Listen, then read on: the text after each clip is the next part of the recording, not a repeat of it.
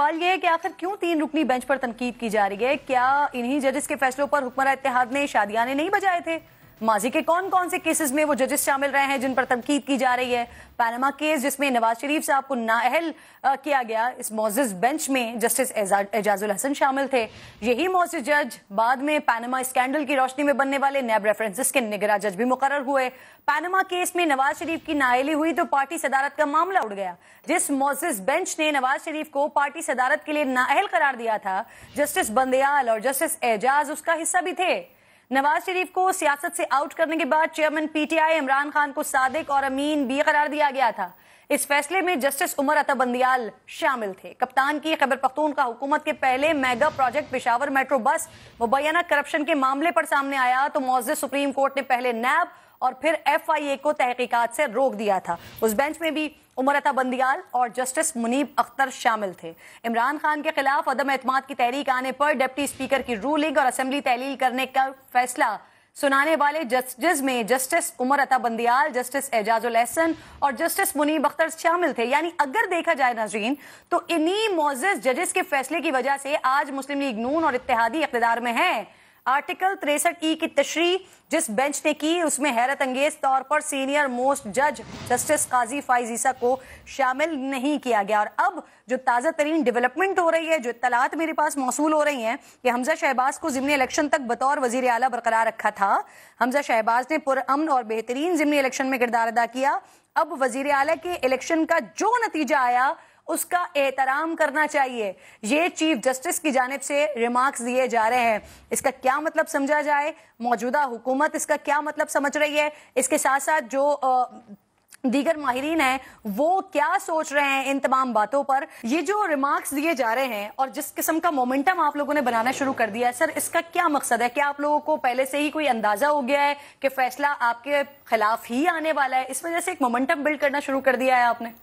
ایک کرن ابھی آپ نے بڑی جو ہے وہ خوبصورتی سے جو ہے اس کا بیک گراؤنڈ دیا ہے کہ یہ پاناما کے کیس میں کیا ہوا، پھر اس کے بعد اس کے جو فالو اپ کیسز تھے، جو اس کی امپلیمنٹیشن والا کیس تھا وہ، پھر 63A کی ڈیفینیشن کے والا کیس۔ تو اب آپ مجھے خود بتائیں نا، جہاں پہ مسلسل وہی، حالانکہ 17 ججز ہیں سپریم کورٹ کے، ان 17 میں سے وہی جو ہے گھوم پھر کے بار بار ججز آئیں گے، تو یہ سوال تو ہمارے لوگ کہیں گے نا کہ یہ کوئی مطلب کہ ہمارے لیے کوئی اسپیشل ٹریٹمنٹ ہمیں دی جا رہی ہے جس میں ججز ہی نہیں چینج ہو رہے، وہی ججز بار بار، اور ان کا بھی دیکھیں ایک فیصلہ، دو فیصلہ، اپنا دیا ہوا فیصلہ 63A کے اندر انہوں نے فیصلہ دیا کہ جی ووٹ کاؤنٹ نہیں ہوگا، حالانکہ آئین یہ نہیں کہتا، آئین یہ واضح طور پہ لکھا ہوا ہے، اور اس کی پریسیڈنس میں آپ کو دے دیتا ہوں۔ سینیٹر منظور کاکڑ باپ پارٹی کے، وہ ایم پی اے تھے بلوچستان اسمبلی میں، انہوں نے پارٹی لائن اکراس جا کے ووٹ ڈالا، وہ ڈی سیٹ ہوئے جی، اور ڈی سیٹ ہو کے 1 سال بعد سینیٹر الیکٹ ہو گئے۔ تو آپ کو ویسے کس جج پہ اعتبار نہیں ہے یا اب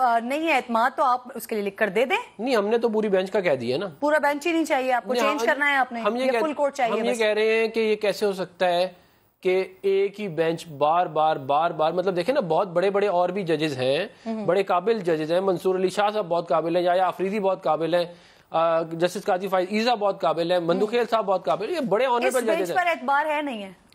دیکھیں یہ 3 رکنی بینچ، دیکھیں ہم یہ چاہتے ہیں کہ فل کورٹ ہو، ہمیں فل کورٹ کے اوپر، اور یہ اس کی وجہ میں نے آپ کو بتا دی ہے کہ کیا ہے۔ دیکھیں انصاف جو ہے خالی یہ نہیں ہوتا کہ انصاف ہونا، انصاف ہوتا ہوا نظر بھی آنا چاہیے۔ یہ کیسے ہو سکتا ہے کہ عمران خان یہ بولے، اس نے خود اپنے انٹرویو میں بولا ہے کہ مجھے کہا جسٹس کھوسا نے کہ تم لوگ کہاں باہر گھوم رہے ہو، آؤ عدالت میں ہم تمہارا مسئلہ حل کر کے دیتے ہیں، اور اس کے بعد جو کیس کا فیصلہ آیا وہ ساری دنیا نے سنا۔ تو پھر عمران خان بٹھاتا ہے ثاقب نثار کو، ایک بہت بڑا ایونٹ کرتا ہے اور کہتا ہے یہ نیا پاکستان کا بیمار ہے، سارے پاکستان نے دیکھی یہ والی بات۔ ابھی آپ کیا کرنے جا رہے ہیں؟ بوائیکاٹ ہو گیا ہے جو وزیر داخلہ نے ابھی بات کر دی ہے؟ دیکھیں اگر تو یہ والا بینچ ہوا تو پھر ہم بائیک آؤٹ کریں گے۔ تو وہ تو کہہ رہے ہیں نا کہ موخر کر دیا ہے، اگر ضرورت پڑی تو آگے بڑھیں گے، ورنہ ابھی تو ضرورت نہیں لگ رہی، موخر ہو گئی ہے یہ بات۔ نہیں، یہ موخر، یہ کون سی والی بات؟ یہ 3 رکنی جو بینچ ہے اسے یہی کنٹینیو کرے گا، اگر ضرورت پڑی تو پھر دیکھیں گے آگے۔ دیکھیں میں یہ سمجھتا ہوں کہ پھر اس کے اوپر تو ظاہر ہے ہمیں ریزرویشن ہے، بڑی سیریس ریزرویشن ہے، اور میں نے دیکھیں آپ نے کسی بھی چیز کو فورکاسٹ کرنا ہو نا، آپ اس کی ہسٹری کو دیکھتے ہیں، آپ نے ہسٹری بڑی خوبصورتی سے بتا دی ہے ابھی شروع میں آپ نے اپنے پروگرام میں. اب آگے کا ہمیں بتانے کی ضرورت نہیں ہے, ہمیں پتہ ہے. پھر عمران خان کی جو سٹیٹمنٹس ہیں وہ 1 دفعہ 2 دفعہ 3 دفعہ آ چکی ہیں اس بارے میں. لیکن آج جو آپ لوگوں کی سٹیٹمنٹس آئی ہیں وہ بھی تھوڑی خطرناک ہیں, بڑی مزاحمت کی طرف آپ لوگ ایک بار پھر جا رہے ہیں. ذرا شعیب صاحب سے اس پہ کمنٹ کروں میں. آپ مجھے صرف یہ بتا دیں کہ اگر آپ کے خلاف بار بار فیصلہ آئے اور ایک بینچ اور اس میں تعصب نظر آئے بینچ کے اندر, تو آپ بھی کہیں گی نا کہ یہ میں کوئی اسپیشلی میرے ساتھ یہ ٹریٹمنٹ کی جا رہی ہے. ہم بھی یہی کہہ رہے ہیں کہ آپ دوسرے کی تو کہنے کے اوپر آپ کیس بنا دیتے ہیں. آپ رات کو رجسٹری کھولتے ہیں, آپ کہتے ہیں ہم وہ اپنا ریٹ پٹیشن ریڈی نہیں ہے, وہ رجسٹرار پہلے پہنچا ہوا ہے. جج کو جہاز بھیج کے آپ لاہور بلوا رہے ہیں, حالانکہ ایک جج وہاں پہ آلریڈی موجود تھا لاہور میں, اس کو بینچ میں نہیں ڈالا آپ نے. تو یہ ساری چیزیں پوچھیے گی نا. سر ابھی شعیب صاحب جو عدالتی فیصلہ ہوا مؤخر کر دیا گیا, جو کہ حکمراں جماعت کی جانب سے ایک استدعا کی جا رہی تھی, اس کو مؤخر کر دیا ہے. پھر آج جو صبح سے پریس کانفرنس ہو رہی ہے, جس طرح کا طرز تخاطب اختیار کیا گیا ہے, جو بلاول صاحب بات کر رہے ہیں یا دیگر لوگ بات کر رہے ہیں, ان تمام چیزوں کو آپ کس طرح سے دیکھ رہے ہیں؟ دیکھیں, پہلی بات تو ایک ڈیموکریٹک جمہوری طاقتوں کو یہ طرز عمل جب دیکھتا ہوں نا, میں مجھے افسوس ہوتا ہے اور دکھ بھی ہوتا ہے. واحد غیر متنازع ادارہ ہے وہ ہے جوڈیشری.